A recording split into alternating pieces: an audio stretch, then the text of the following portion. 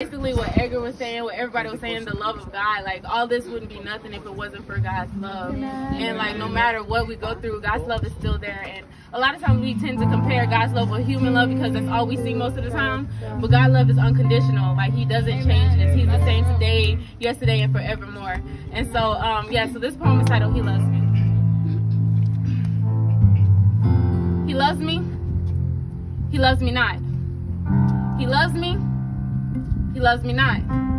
God loves me, and he will not stop loving me. You see, God's love is unfailing, never ending. So why is it that we keep pretending that it's the lack of love that caused us to give up, that it's the lack of love that caused us to give in? He says love covers a multitude of sin. He loves me unconditionally. He said he never leave me nor forsake me, but it is me who left safety. It is me who left his arms to get up find comfort in some place where I don't belong. He loves me, and he's reaching out his hands, hoping that I grab hold and understand how much he loves me. But in the back of my mind, I am still guilty of these sins that I've committed. So grab hold for what? So I can send the next minute he loves me not.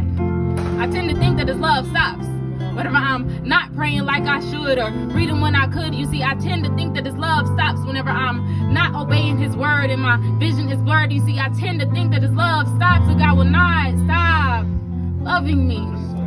You see, God's love is everlasting. It goes beyond human capability. With my mentality, I tend to compare an omnipresent God who claims to be there. You see, I tend to compare this love to a God who promised never give up to people, gives up daily. So we're back to the example he gave me, John 3:16, that he loved me so much that he gave his only begotten son to save me. I forgot what he did on Calvary. See, he loves me far beyond human ability. So I have no room for self-pity. I have no room to pity myself because someone have left. I have no room to backslide and hide the scars that I left behind, because those scars will remind me of a God who loves me so much that he did not leave me in sin, but decided to die and raise again. No greater love than this, and a man will lay down his life for a friend. You see, he calls me friend even when I betrayed him. He calls me daughter even though I acknowledge him as my father. What kind of love is this that he chooses to take nails in his hands and die as me on that cross? A soul that was lost looking for something that they already have. It was his love that drew me back. It was his love that kept me. It was his love that helped me. It was his love that saved me. It was his love that gave me understanding that nothing can separate us from his love. Not life or death, things present, things to come, nothing that you have done will stop God from loving you. So just grab hold of the truth and believe that he loves you more than you can love yourself, for he is our very present help. He loves us more than anyone can. So grab hold of his hand and understand that he loves you. He loves you. He says every morning his grace and mercy is new. You see, he loves you.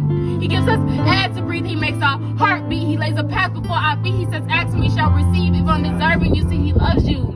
He loves us. He loves me. And he will not stop loving me.